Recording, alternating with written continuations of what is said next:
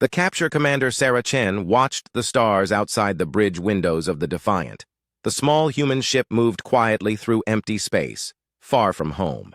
She had been leading this mission for 3 weeks now. Her job was simple: explore, map new systems, and look for anything useful for humanity. Sarah was not a young officer anymore. At 42, she had gray streaks in her black hair and lines around her eyes from years of command. But her crew trusted her. They knew she would bring them home safe. "Commander, I'm picking up something strange," said Lieutenant Marcus Webb from his position at the sensor station. Marcus was young, maybe 25, with red hair and bright eyes that missed nothing. "There are ships out there. Big ones." Sarah walked over to look at his screen. The readings showed at least 20 vessels, much larger than anything humans had ever built. They were arranged in a battle formation, waiting. "How long until they detect us?" Sarah asked. "They probably already have," said Dr. Kim Rodriguez, the ship's science officer. She was studying the alien signatures with growing worry. "These energy readings are off the charts. Their technology is way ahead of ours." Sarah felt her stomach tighten. First contact with aliens was something humanity had dreamed about for centuries. But not like this. Not with a fleet that looked ready for war. "Red alert," Sarah ordered. "All hands to battle stations. Send out a distress beacon on all frequencies." The bridge lights changed to red. Alarms sounded throughout the small ship. Sarah's crew of 12 moved quickly to their positions. They were good people, all of them. Scientists, engineers, pilots who had volunteered for a dangerous mission to help humanity expand into the stars. The alien ships began to move. They were fast, much faster than the Defiant. Within minutes, they had surrounded the human vessel. "Incoming transmission," said Communications Officer Janet Liu. She was trying to keep her voice steady, but Sarah could hear the fear. "Put it on screen."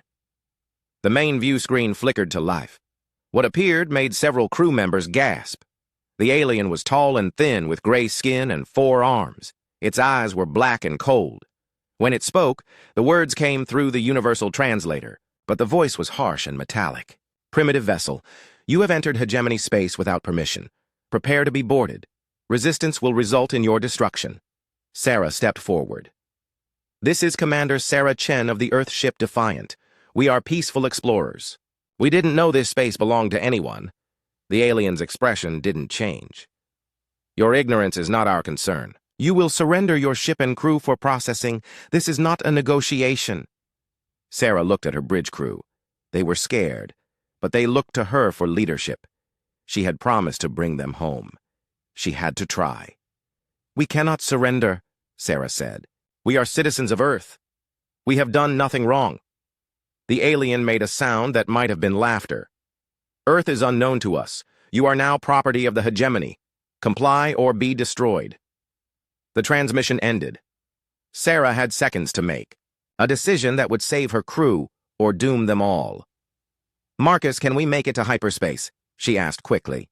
"Maybe, if we run now and they don't shoot immediately," Marcus replied, his fingers flying over the controls. "All escape pods ready?" Sarah asked the ship's engineer, Chief Petty Officer Tom Harrison. "Yes, Commander. Pods can launch in 30 seconds. Sarah nodded. She had made her choice. "Listen to me, all of you. We're going to give you a chance to escape. Get to the pods now. Set course for human space." "What about you?" Marcus asked, though he was already moving toward his assigned pod. "Someone needs to fly the ship. Someone needs to buy you time to get away." Sarah sat down in the pilot's seat and began bringing the ship's weapons online. They were nothing compared to what the aliens had, but they might create enough confusion for the pods to escape. "Commander, you can't," Dr. Rodriguez started to say. "That's an order," Sarah snapped. "Get to the pods, now!" Her crew reluctantly obeyed. They had trained for this kind of emergency, but no one thought it would actually happen. One by one, they ran from the bridge toward the escape pods. Marcus was the last to leave. "We'll come back for you, Commander. I promise." Sarah smiled at him. "Just get home safe, Marcus. Tell them what happened here." The escape pods launched. Just as the alien ships opened fire, Sarah threw the Defiant into a wild series of turns and rolls, trying to draw attention away from the small pods. Her ship's shields flashed and sparked under the alien weapons. The pods scattered in different directions, using the chaos Sarah was creating to mask their escape. Most of them made it to hyperspace before the aliens could track them. Sarah felt a moment of satisfaction. Her crew was safe, but now she was alone, and her ship was dying around her. The bridge was filled with smoke. Sparks flew from damaged control panels. The Defiant shuddered under another hit. "This is your final warning," came the alien voice over the radio. "Surrender or be destroyed." Sarah looked at the damage reports scrolling across her screen. The ship's engines were failing. Life support was running on backup power. She had fought as hard as she could, but it wasn't enough. She thought about destroying the ship and herself rather than be captured, but something stopped her. Maybe she could learn something about these aliens. Maybe she could find a way to warn humanity about the threat they faced. "I surrender," Sarah said into the radio. "My ship is disabled. I surrender." The alien ships moved closer. Sarah watched them through the bridge windows as they prepared to board her vessel. The ships were sleek and deadly, covered in weapons she couldn't identify. Whatever these hegemony aliens wanted, they were clearly used to taking it by force. Sarah destroyed the ship's computer core and all records of Earth's location. It was the last thing she could do to protect her people. The boarding party arrived within minutes. They cut through the Defiant's hull with tools that turned metal into vapor. Sarah waited on the bridge, sitting calmly in her command chair. When they found her, she saw that the aliens were even more frightening up close. They wore dark armor that looked like it could stop any human weapon. Their faces showed no emotion at all. "You are the leader of this vessel?" asked one of them. "I am Commander Sarah Chen," she replied, standing up slowly with her hands visible. "You will come with us. Your ship will be salvaged for study." They put restraints on her wrists that felt cold against her skin. As they led her away from the Defiant, Sarah took one last look at the bridge where she had served for 5 years. She wondered if she would ever see another human again. The alien ship that took her prisoner was huge inside, with corridors that seemed to go on forever. Sarah saw other prisoners being moved through the halls, beings from species she had never imagined. All of them looked defeated, hopeless. But Sarah wasn't hopeless. Her crew had escaped. Marcus would make it home and tell Earth what had happened here. And Sarah knew something about humans that these aliens didn't understand yet. Humans never forgot their own. They never stopped trying to bring their people home. As the alien ship jumped to hyperspace, carrying Sarah away from everything she knew, she held on to one thought. Someday, somehow, her people would come for her. And when they did, these hegemony aliens would learn what humans were really capable of. She just had to stay alive long enough to see it happen. The discovery. 3 months after the Defiant disappeared, Lieutenant Marcus Webb sat in a damaged alien shuttle, watching Earth grow larger through the small window. His hands shook as he piloted the strange craft toward the orbital station where Fleet Command was located. Marcus looked terrible. His red hair had grown long and messy. His uniform was torn and dirty. Dark circles under his eyes showed how little he had slept during his long journey home. But he was alive, and he carried news that would change everything. The journey back to human space had been a nightmare. After escaping in the pods, Marcus and 3 other crew members had been picked up by a smuggler's ship from a species called the Zilani. The aliens were scared to death of something called the hegemony, but they were willing to help humans for the right price. Marcus learned that the hegemony was not just one species. It was a massive empire that controlled hundreds of star systems. They conquered other races and either enslaved them or wiped them out completely. The Zilani told him that no one had ever successfully fought back against the hegemony's military might. "Your commander," the Zilani captain had said. "She is probably dead by now, or wishes she was. The hegemony does not treat prisoners well." But Marcus refused to believe that. He knew Commander Chen. She was the toughest person he had ever met. If anyone could survive whatever the hegemony did to their prisoners, it would be her. Now Marcus was finally home. Earth's defense fleet surrounded his shuttle as he approached the station. They were being careful, making sure he wasn't a threat. Marcus understood their caution, but every second of delay felt like a betrayal of Commander Chen. "Unknown vessel," "Identify yourself," came a voice over the radio. "This is Lieutenant Marcus Webb of the Earth ship Defiant. I need to speak with Admiral Harrison immediately. It's urgent." There was a long pause. Then, "Marcus Webb is listed as missing in action, presumed dead. Prove your identity." Marcus recited his service number, his mother's maiden name, and a dozen other pieces of personal information.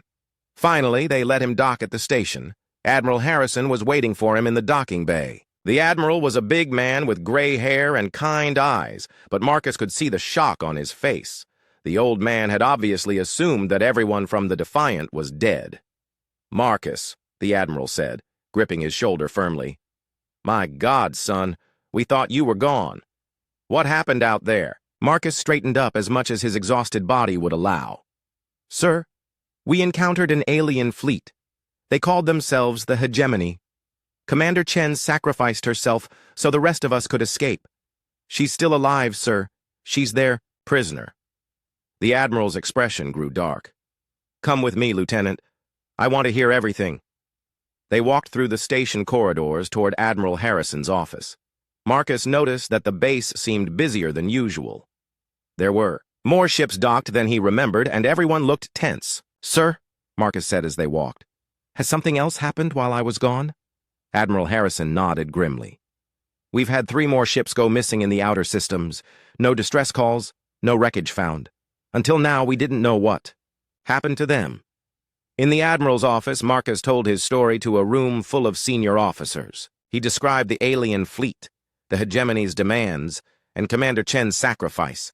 He shared everything the Zilani had told him about the Hegemony's empire. When he finished, the room was quiet for a long moment. "So you're telling us," said Captain Morrison, the head of Fleet Intelligence, "that there's an alien empire out there that's been conquering species for centuries, and they now know about Earth?" "Yes, sir," Marcus replied. "And they have Commander Chen, along with crews from our other missing ships, most likely." "Son," said Admiral Harrison gently, "I understand your loyalty to your commanding officer. But we have to face reality. Even if she's alive, the Hegemony is too powerful for us to fight.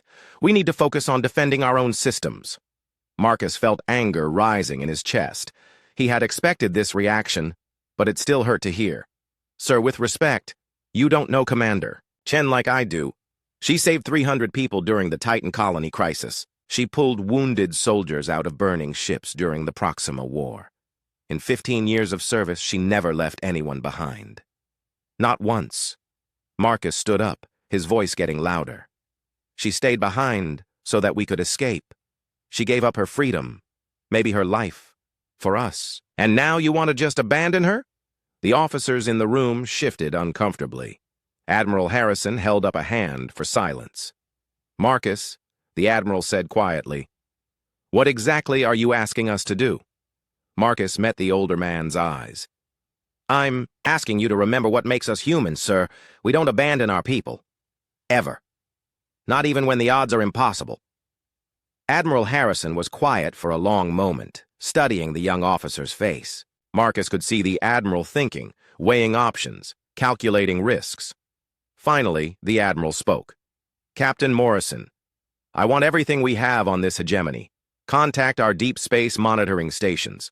Talk to every smuggler, trader, and explorer who might have information. I want to know how big they are, how their military works, and where they keep their prisoners." Captain Morrison looked shocked. "Sir, you're not seriously considering—" "I'm seriously considering a lot of things, Captain." The Admiral cut him off. "Marcus, I want you to write a full report. Every detail you can remember. Every conversation with the Zilani. Every piece of information about Hegemony technology." "Yes, sir," Marcus said, feeling hope for the first time in months. Admiral Harrison walked to the window that looked out into space.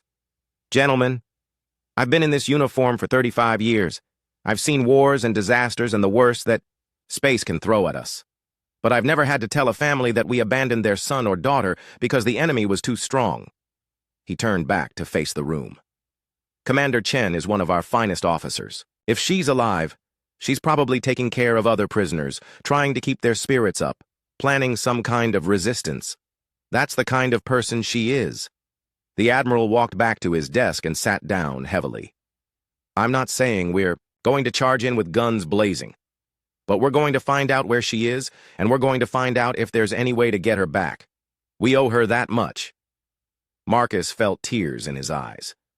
This was what he had hoped for, but he hadn't really expected it. "Sir," he said, "the other species I talked to, they all said the same thing. No one fights the hegemony and wins. They're too big, too advanced." Admiral Harrison smiled for the first time since Marcus had arrived. "Son, those other species never fought humans before. They don't know what we're capable of when we're protecting our own." The meeting broke up with orders flying in every direction. Intelligence officers rushed out to gather information. Communication specialists began reaching out to every human ship in deep space. The word spread quickly through the fleet.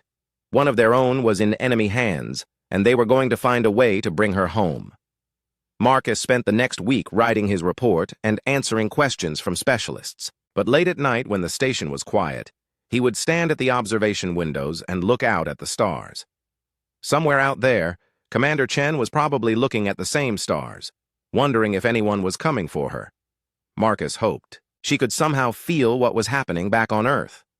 The entire human military was mobilizing, not for conquest or expansion, but for something much more important. They were coming to bring their people home, all of them. And Marcus knew that when they found Commander Chen, she would not be alone. She would have gathered every prisoner she could protect, every being who needed help. That was just the kind of person she was. The hegemony had no idea what they had started when they captured a human officer. They were about to learn that humans would go to war for a single person, and that war would not end until every last prisoner was free. Marcus smiled as he watched the stars. Commander Chen had taught him never to give up on people. Now it was time to return the favor. The preparation. 18 months after Marcus Webb's return to Earth, the entire human civilization had changed. What started as a rescue mission for one captured officer had become the largest military buildup in human history. Admiral Harrison stood in the new command center built inside Luna's South Pole. The massive underground complex hummed with activity 24 hours a day. Hundreds of analysts studied hegemony ship movements. Engineers worked on new weapon designs. Diplomats reached out to any alien species willing to share information about humanity's new enemy. "Status report," the Admiral said to Captain Morrison, who now led the Hegemony Intelligence Division. Morrison pulled up a holographic display showing the known galaxy. Red dots marked hegemony territory, which covered almost a third of the map. Blue dots showed human colonies and ships. The difference in size was overwhelming. "We now have confirmed intelligence on the hegemony from 17 different species," Morrison said. "They control 847 star systems. Their military has over 2 million ships of various sizes. They've conquered 43 different intelligent species in the last 2 centuries. Admiral Harrison studied the display with grim determination. The numbers were terrifying, but they didn't change his resolve. "What about their prison systems?" "That's where we've had our breakthrough," Morrison said, his voice brightening slightly. "We've located the main processing center for captured beings. It's a fortress world called Kethvar in the hegemony's core territory." A new display appeared, showing a dark planet covered in massive structures. The images came from long-range reconnaissance drones that had cost dozens of human lives to deploy. Intelligence estimates put the prisoner population at over 500,000 beings from dozens of species, Morrison continued. "If Commander Chen and our other missing personnel are still alive, they're almost certainly there." Admiral Harrison nodded. Kethvar had become the primary target for everything they were planning. But getting there would require miracles of engineering tactics and timing. "What's the status of Project Ghost?" the Admiral asked. Morrison smiled for the first time in months. "Better than we hoped. It turns out our primitive technology has some unexpected advantages." In the depths of the Luna facility, Dr. Sarah Kim worked alongside engineers from every human colony. Dr. Kim had been studying captured hegemony technology for over a year, looking for weaknesses that could be exploited. "The problem with the hegemony," she explained to a group of visiting military officers, "is that they're too advanced for their own good." She gestured to a dissected alien computer core on her workbench. "Their systems are incredibly sophisticated, but they all follow the same basic design principles. Everything is standardized, centralized, and predictable. They haven't had to deal with creative chaos in centuries. One of the officers, Major Janet Liu, formerly communications officer on the Defiant, raised her hand. Like many survivors from the missing ship's crews, she had volunteered for the most dangerous parts of the rescue mission. "How does that help us?" Liu asked. Dr. Kim grinned and activated a small device. "Because human technology is the opposite of standardized. We build things differently every time, use whatever materials we have available, and improvise constantly. To the hegemony sensors, our ships look like random space junk." The device projected a hologram showing a human stealth ship. It looked nothing like the sleek hegemony vessels. Instead, it appeared to be a roughly welded collection of metal plates and salvaged parts. "This ship can get within a few thousand kilometers of a hegemony vessel without being detected," Dr. Kim explained. "Their sensors are looking for proper military vessels, not what appears to be a floating scrapyard." The stealth technology was just one part of humanity's unconventional approach to the rescue mission. In shipyards throughout human space, workers built vessels that defied every rule of proper military design. They looked like merchant ships, asteroid miners, or even space debris. But hidden inside their crude exteriors were the most advanced weapons and systems human science could produce. Meanwhile, on the fortress world of Kethvar, Commander Sarah Chen had spent 18 months learning about her captors and fellow prisoners. The hegemony prison complex was a nightmare of gray walls and constant surveillance, but Sarah had found ways to make it more bearable for those around her. She had become a leader among the prisoners, not through any official appointment, but because she refused to let despair win. When new prisoners arrived, broken and terrified, Sarah was there to help them adjust. When the guards became particularly cruel, Sarah found ways to protect the weaker beings. The prison held members of dozens of different species, many of whom had been enemies before their capture. But Sarah had a gift for bringing people together. She organized the prisoners into support groups, taught them to share resources, and most importantly, kept their hope alive. "Why do you care so much?" asked Vectar, a reptilian being whose species had been conquered 50 years ago. "Your people are new to this galaxy. You could keep your head down and survive." Sarah was distributing food rations she had saved from her own meals. Around her, prisoners from 6 different species waited patiently for their share. The hegemony guards gave them barely enough food to stay alive, but Sarah had figured out how to stretch it further. "My people have a saying," Sarah replied. "No one gets left behind. It doesn't matter if we've just met or if we're different species. We're all in this together now." Vectar shook his head in amazement. "Most species learn to accept defeat eventually. Your kind seems incapable of giving up." Sarah smiled as she handed him his food portion. "That's because we haven't been defeated. We've just been temporarily separated from our reinforcements." Several prisoners laughed at this. After 18 months, they had heard Sarah's unshakable confidence many times. Some thought she was crazy, but most found her optimism infectious. What the prisoners didn't know was that Sarah had been gathering intelligence on the prison complex. She had mapped every corridor, identified every guard station, and noted the patterns of prisoner movement. If rescue ever came, she would be ready. Back in human space, the final preparations were reaching completion. The rescue fleet was unlike anything ever assembled.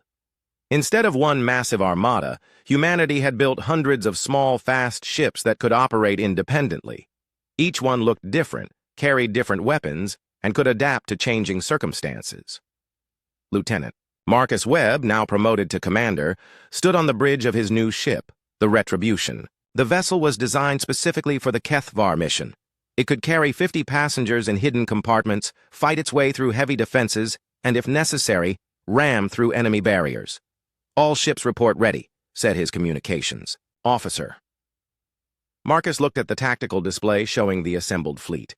They were about to attempt something that every alien species said was impossible, a direct assault on a hegemony fortress world. "Message from Admiral Harrison," the communications officer added. Marcus activated the main screen. The Admiral appeared, looking older than he had 18 months ago, but more determined than ever. "This is Admiral Harrison to all ships," he began. "We are about to embark on a mission that will define who we are as a species. We are going to rescue our people, not because it's easy or safe, but because it's right." The Admiral paused, looking directly into the camera. "Commander Chen and every other prisoner on Kethvar is counting on us. They don't know we're coming, but they haven't given up hope. We cannot give up either." Marcus felt a chill run down his spine. This was it. Everything they had worked for, everything they had built, would be tested in the next few days. "The hegemony thinks they understand warfare," the Admiral continued. "They think superior numbers and technology guarantee victory.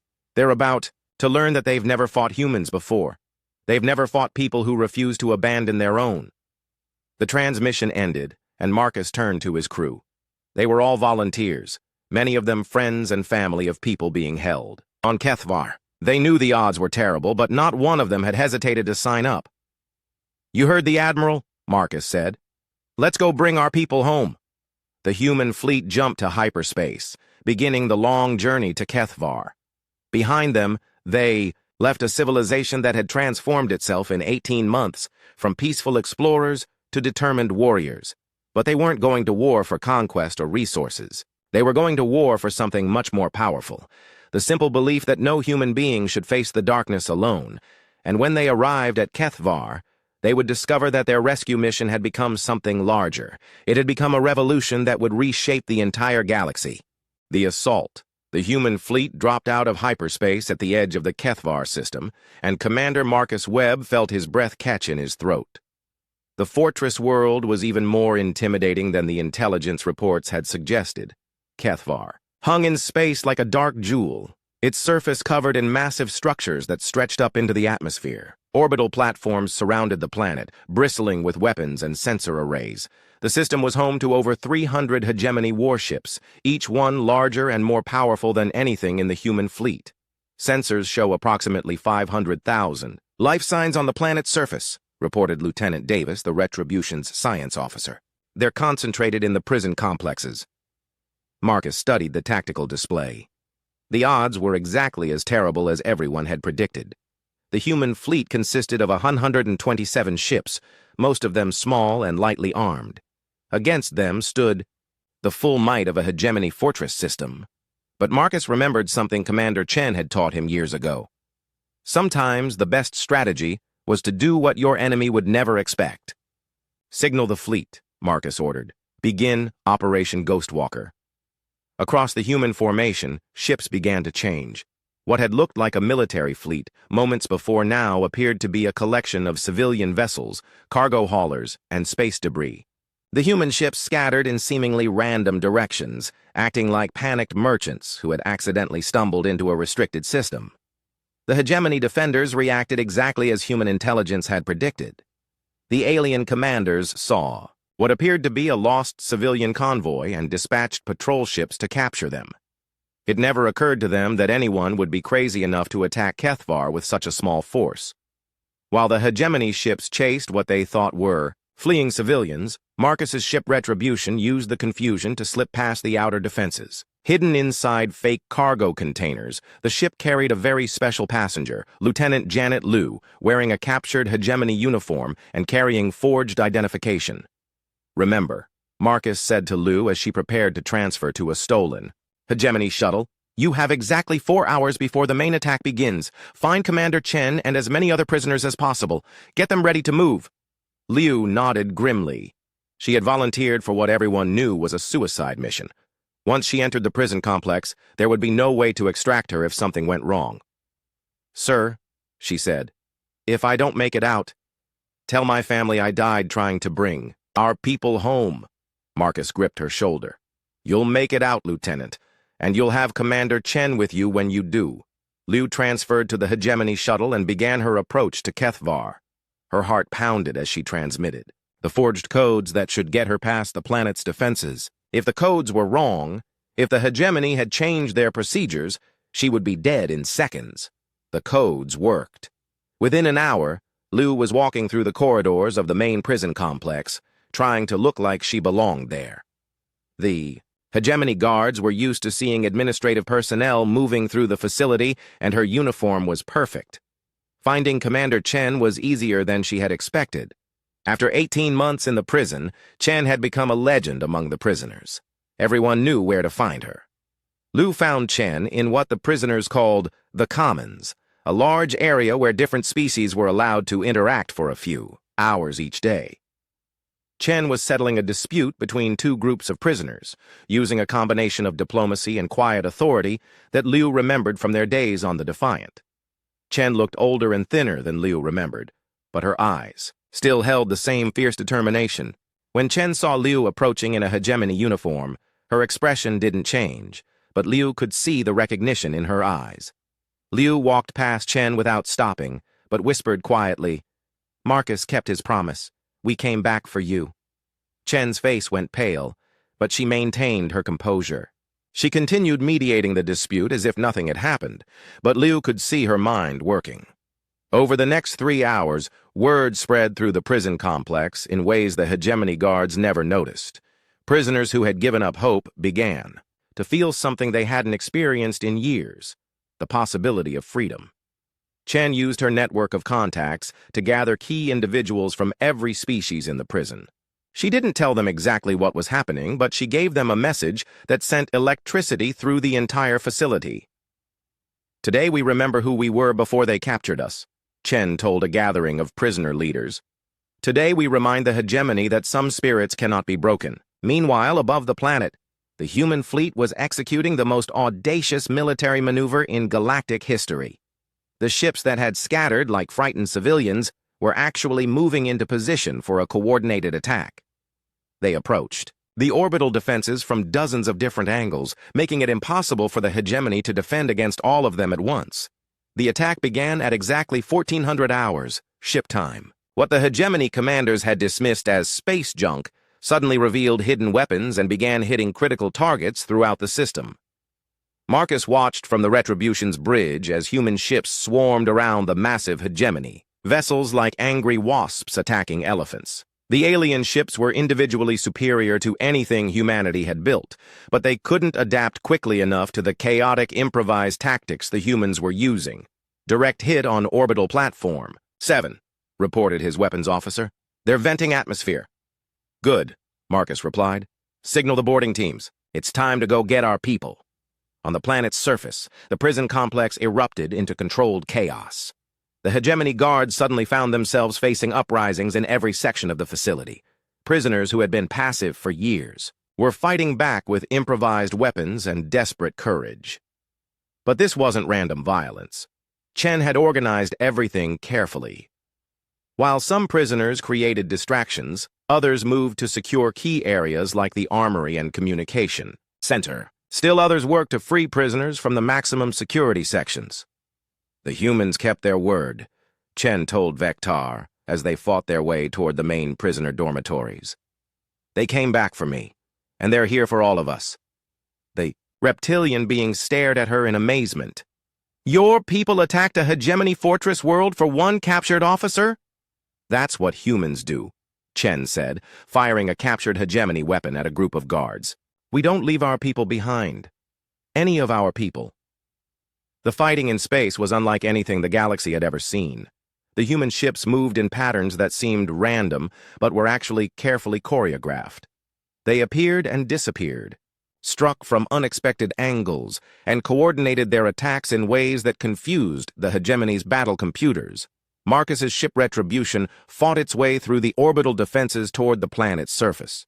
The ship took heavy damage, but its crew kept it flying through determination and creative engineering. "Landing zone is clear," reported his pilot. "We can set down in the prison complex courtyard." "Do it," Marcus ordered. "All ships, begin landing. Operations. Get those people out of there." The Retribution crashed through the prison complex's outer wall and landed hard in the main courtyard. Before the dust had settled, human Marines were pouring out of the ship, linking up with the freed prisoners. Marcus ran through the complex corridors, following the directions Liu had transmitted. He found Commander Chen in the main control room, which she and her fellow prisoners had captured after a fierce fight. For a moment, Marcus could only stare. Chen looked like she had been through hell, but she was alive and still fighting. More importantly, she had around her not just human prisoners, but beings from dozens of different species, all of them looking to her for leadership. "Commander," Marcus said, snapping to attention despite the chaos around them. Chen smiled, and for a moment she looked like the officer he remembered from the Defiant. Good to see you, Marcus. I told you humans don't abandon their people. All due respect. Ma'am, Marcus replied. But we didn't come just for humans. We came for all of them. Chen looked around at the aliens who had followed her, fought beside her, and trusted her with their lives. Many of them were species that had been enemies for generations, but they had learned to work together under her leadership. Then let's get everyone out of here, Chen said. The evacuation was a massive undertaking. Human ships landed throughout the prison complex, loading up with as many prisoners as they could carry. The freed beings moved with the discipline Chen had taught them, helping each other and making sure no one was left behind. The hegemony forces were in complete disarray. Their rigid command structure, designed for fighting conventional battles against predictable enemies, couldn't cope with the chaos the humans had unleashed. Orders conflicted with each other, commanders couldn't get accurate reports, and their automated defense systems kept targeting the wrong ships. This is impossible. Admiral Kethvar, the Fortress World's commander, snarled at his tactical display. How are these primitives doing this? His aide, a nervous junior officer, stammered a response. Sir, their ships don't follow any recognizable tactical doctrine. Our computers can't predict their movements because they don't seem to have any pattern. The aftermath. 6 months after the liberation of Kethvar, Commander Sarah Chen stood on the bridge of the Unity, watching a sight that would have been impossible to imagine 2 years ago. Through the main view screen, she could see ships from dozens of different species working together to build a new kind of space station. The station wasn't human, and it wasn't designed by any single species. Instead, it represented something entirely new in the galaxy. A symbol of cooperation built by former enemies who had learned to trust each other in the depths of a hegemony prison. Status report from the construction teams, said Lieutenant Marcus Webb, who now served as Chen's executive officer. Marcus had insisted on staying with Chen rather than taking his own command, claiming he had more to learn from her. The Zalani engineers have finished installing the new communication arrays, Marcus reported. The Vectar delegation has completed the agricultural sections, and the human teams have the defense systems online. Chen nodded with satisfaction. The station would serve as headquarters for what the galaxy had started calling the Liberation Alliance, a growing coalition of species, united by their shared experience of hegemony oppression and their newfound hope for freedom. What's the latest from the front lines? Chen asked. Marcus pulled up a galactic map that showed the current state of the war. What had started as a single rescue mission had grown into a rebellion that spanned half the galaxy. Green dots marked systems that had thrown off hegemony rule. Red dots showed areas still under alien control. Yellow dots indicated active battle zones. 17 more systems declared independence this week, Marcus said. The hegemony is losing territory faster than they can respond to the uprisings. Chen studied the map with mixed feelings. She was proud of what they had accomplished, but the war was far from over. The hegemony still controlled hundreds of worlds and commanded millions of ships. More importantly, they were starting to adapt to the new reality. Any word from Earth? Chen asked. Admiral Harrison sends his regards, Marcus replied with a smile. He also wanted you to know that the newest class of ships is ready for deployment. They're calling them Chen-class vessels. Chen felt her cheeks redden. Having an entire class of ships named after her was an honor she never could have imagined. But she also knew that the real heroes were the countless beings throughout the galaxy who had chosen hope over despair. Tell the Admiral I'm honored, Chen said, but remind him that this war isn't about any one person. It's about the idea that no one should face darkness alone. The idea had spread far beyond its human origins. Species that had been enemies for centuries were now working together. Beings who had given up hope were fighting for freedom with a determination that surprised everyone, including themselves. Dr. Kim Rodriguez, now serving as the Alliance's chief science officer, approached Chen with a data pad. Sarah, you need to see this. We've been analyzing hegemony communication intercepts. Chen read the report with growing amazement. The intercepts showed that the hegemony leadership was in chaos. Their rigid, hierarchical society had no way to deal with the kind of flexible, adaptive resistance they now faced. They keep trying to find our central command structure, Dr. Rodriguez explained. They can't understand how we coordinate so effectively without a single leader giving orders. Chen smiled. The hegemony's greatest strength had become their weakness. They were so used to controlling everything from the top that they couldn't comprehend an alliance where every member contributed their own unique abilities. "What about their military response?" Chen asked. "That's the interesting part," Dr. Rodriguez said. "They're starting to have supply problems. It turns out that most of their equipment was built by conquered species. Now that those species are rebelling, the hegemony is having trouble maintaining their fleets. This was something the Alliance had planned for from the beginning. Every liberated prisoner who returned to their home world carried with them not just news of freedom, but technical knowledge about hegemony, weaknesses, and tactics." A communication alert interrupted their conversation. "Commander Chen," announced the station's communications officer, "we're receiving a priority message from the Hegemony High Command." Chen raised an eyebrow. "Put it through." The main view screen activated, showing a familiar figure, the same hegemony leader who had demanded the surrender of the Defiant 2 years ago. He looked older now, and there was something in his black eyes that Chen had never seen before: uncertainty. "I am Admiral Thexkar of the Hegemony High Command," he said in his cold, metallic voice. "I wish to speak with the leaders of the so-called Liberation Alliance." Chen stepped forward. "I'm Commander Sarah Chen. I believe we've met before." The alien's expression flickered with what might have been surprise. "You are the primitive who was captured at the beginning of this conflict." "I'm the human who was rescued by her people," Chen corrected, "and who helped to liberate 127,000 prisoners from Kethvar. What do you want, Admiral?" Thexkar was quiet for a moment, clearly struggling with words he had never expected to say. "The Hegemony High Command is prepared to discuss terms for a cessation of hostilities." The Bridge of the Unity fell silent. After 2 years of war, the Hegemony was ready to negotiate. But Chen shook her head. "There will be no negotiations while you still hold prisoners on any world. There will be no peace while any being in the galaxy lives in fear of your ships." "You ask for the impossible," Thexkar said. "The Hegemony has controlled these systems for centuries. We cannot simply abandon our territories." "Then you'll continue to lose them one by one," Chen replied calmly. "Every day, more species join our alliance. Every week, more of your worlds declare independence. You can't win this war, Admiral, because you're not just fighting ships and weapons. You're fighting an idea." "What idea?" Thexkar asked, genuine confusion in his voice. Chen looked around the bridge at the beings from different species working together, then back at the screen. "The idea that every intelligent being deserves freedom. The idea that no one should face oppression alone. You taught us that idea, Admiral, when you brought different species together in your prisons." The alien was quiet for a long moment. When he spoke again, his voice was different, less certain than before. "If we were to begin releasing prisoners," he said slowly, "would the Alliance consider a gradual withdrawal of forces?" Chen felt hope rising in her chest, but she kept her expression neutral. "All prisoners, from all worlds, released immediately. Complete independence for any system that wants it, and reparations for the species you've oppressed." "The High Command will never agree to such terms," Thexkar said. "Then the war continues," Chen replied. "But Admiral, let me tell you something about the Alliance. We're not going anywhere. We'll fight for as long as it takes because we've learned something your people never understood." "What is that?"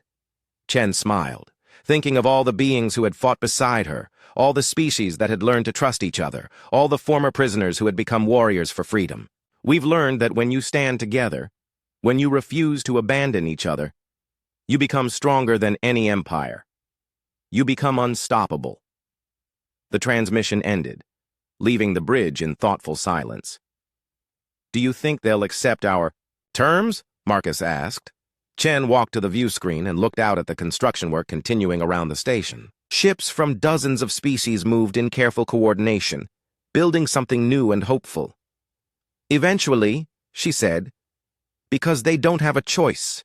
We've shown the galaxy what's possible when people work together instead of conquering each other." Over the following months, the hegemony began to crumble from within. More and more of their subject species joined the Liberation Alliance. Hegemony commanders found themselves governing empty worlds as populations fled to free systems. The end came not with a massive battle, but with a simple announcement. The Hegemony High Command dissolved itself and agreed to release all remaining prisoners. The various hegemony species would be allowed to return to their homeworlds or join the Alliance as equal members. A year later, Chen stood on the observation deck of the completed Unity station, watching ships from over 100 different species dock at the massive structure. The station had become the heart of a new galactic community based on cooperation rather than conquest. Marcus joined her at the viewport. "Any regrets?" he asked. Chen thought about the question seriously. The war had cost millions of lives. She had seen friends die and worlds burn. But she also saw something that had never existed before in the galaxy: true cooperation between different species. "No regrets," she said finally. "We did what we had to do, even though it started with just one captured officer." Chen smiled. "Especially because it started with one captured officer. It proved that every life matters, that no one is expendable. That's a lesson the galaxy needed to learn." They stood in comfortable silence watching the ships come and go. Each vessel carried beings who had learned the same lesson Chen had taught in the hegemony prison. When you refuse to abandon each other, when you stand together against the darkness, you can change the universe. The human motto had become the Alliance motto: no one gets left behind, not humans, not aliens, not anyone. And that simple idea had reshaped the galaxy.